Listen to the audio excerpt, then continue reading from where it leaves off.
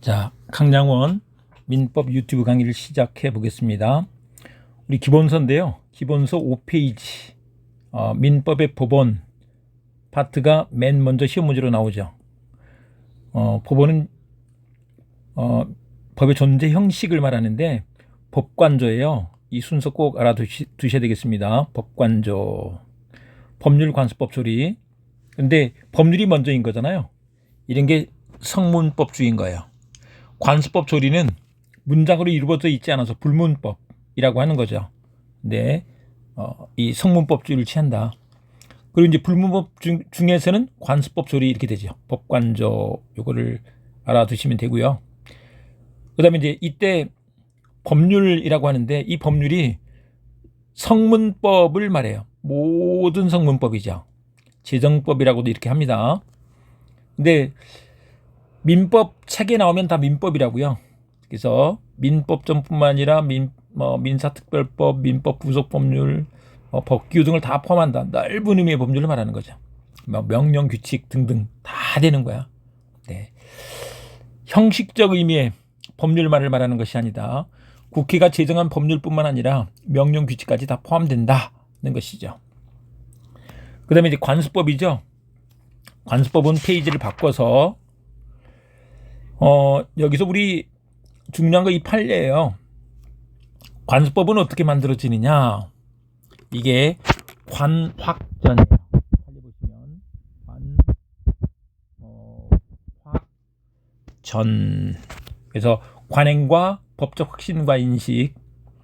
분묘기지권 얘기를 했었는데 분묘기지권을 인정하는 관행이 있고 그리고 이제 일반 사람들이 야 이건 법이야 하는 법적 확신과 인식을 가질 때 그리고 그것이 관습법으로 승인되려면 헌법 기타 헌법을 최상위 규범으로 하는 전체 법 질서에 반하지 않아야 돼. 그래서 정당성과 합리성이 있어야 된다는 거죠. 정당성과 합리성이 인정될 수 있어야 돼. 그리고 중간에 하나 더 써놨죠. 보충적 효력설에 대해서 보충적 효력설은 이게 법의 규정이 없을 때만 적용된다는 거예요. 보충적 효력이다 라고 이렇게 하죠. 그래서 관습법은 법원으로서 법령에 저촉되지 아니하는 한 법칙으로서 효력이 있는 것이다 라고 하고 있죠. 그래서 법의 규정이 없을 때만 관습법으로 가는 거야. 그런데 그게 원래는 법으로 인정되고 있다가 법적 구속력에 대한 확신을 갖지 않게 되거나 아니면 전체 법 질서에 부합하지 않게 됐다 그러면 관습법으로 인정이 될 수 없는 거죠. 그런 것으로 종중의 구성원 즉 종원이라고 하는데 종원을 과거에는 성년 이상의 남자만을 종원으로 인정하고 있었는데 그렇게 되는 것은 야 남녀평등 시대에 말이 돼? 안 되는 거지. 그래서 관습법으로 인정이 될 수가 없다는 거, 승인될 수가 없어. 그러니 이제 종중의 구성원을 어떻게 확정할 것이냐. 그 다음에 나오는 것이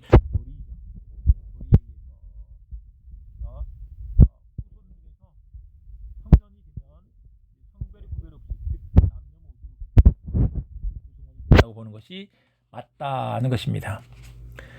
그 다음에 그 밑에 보시면 이제 주장 증명 책임과 관련해서 이게 이제 소송에서 문제될 때 관습법은 법이기 때문에 이걸 말 안 해도 법원이 직권으로 확정하는 거예요.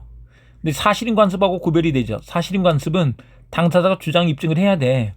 근데 그걸 법원이 다 알 수 있는 건 아니잖아요. 그랬을 때는 당사자가 주장 입증할 필요성이 있다 이렇게 말을 한다. 근데 이제 사실인 관습은 오늘 공부한 내용에는 없고 이제 내일 공부하실 때 사실인 관습이 나올 거예요. 그때 공부하시고 나면 좀 더 종합적으로 아시게 된다 이런 얘기입니다. 페이지를 바꿔서 보면 보충적 효력설 얘기를 하고 있고요. 옛날에도 판례가 하나 있었던 거죠. 그다음에 이제 관습법과 사실인 관습의 관계.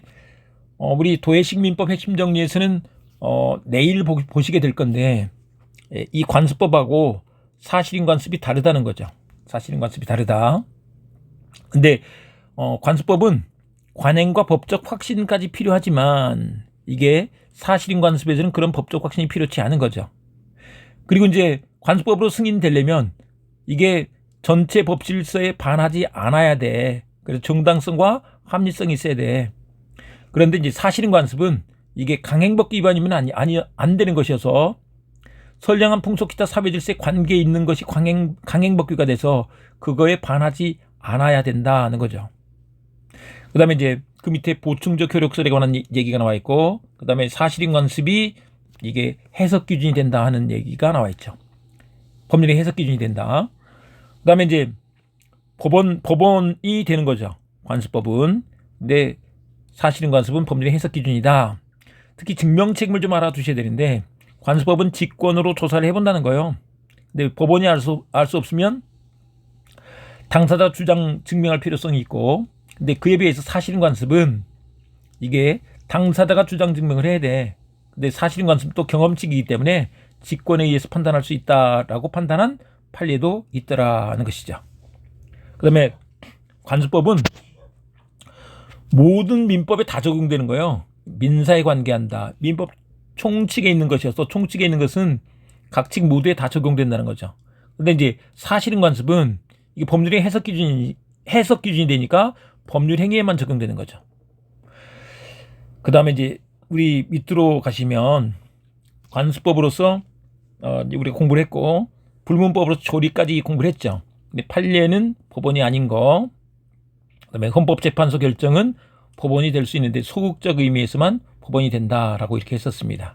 네, 여기까지 하시면 우리 법원 파트가 다 정리가 됐고, 이 범위 내에서 출제될 가능성도 매우 높죠. 40문제 체제에서는 나올 가능성이 되게 높다, 이렇게 말씀드리고, 다음 시간에는 이제 또 이어서 권리에 관해서 공부해 보도록 하겠습니다. 자, 이상입니다.